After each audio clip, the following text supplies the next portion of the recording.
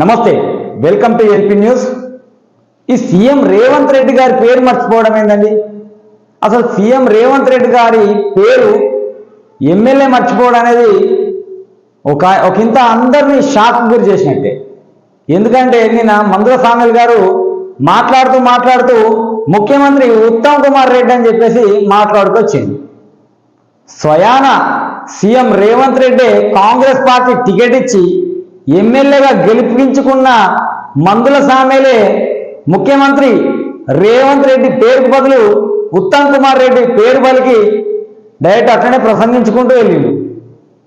మరి ఈ పేరు మర్చిపోవడం అనేది మాకైతే అర్థమవుతలేదు.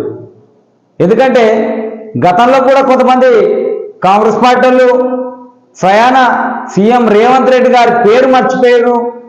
వాళ్ళు మర్చిపోయినప్పటికీ కింద చెప్పుకుంటూ వచ్చారు సారీ అని చెప్పేసి.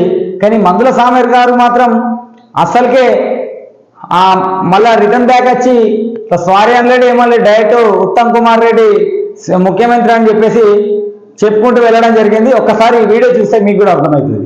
గౌరవనీయులు రాహుల్ గాంధీ గారు ఇచ్చిన ఆదేశాన్ని పాటించి రాష్ట్ర ప్రభుత్వం, రాష్ట్ర ముఖ్యమంత్రి వర్యులు ఉత్తమ్ కుమార్ రెడ్డి గారు, అదేవిధంగా గౌరవనీయులు ఉప ముఖ్యమంత్రి వర్యులు భట్టి విక్రమార్క గారు చూశారు కదా.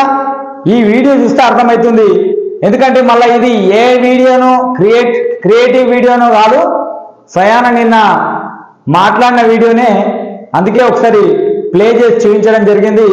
ఎందుకంటే రేవంత్ రెడ్డి పేరు ప్రతి ఒక్కరు, అంటే కార్యకర్త కానీ ప్రతి ఒక్కరు రోజు సోషల్ మీడియాలో ముఖ్యమంత్రి రేవంత్ రెడ్డి అని చెప్పేసి కనీసం రోజుకు ఒక 2 నుండి 3 సార్లు అన్న సోషల్ మీడియాలో ఓపెన్ చేస్తే ఖచ్చితంగా చూస్తూ ఉంటారు.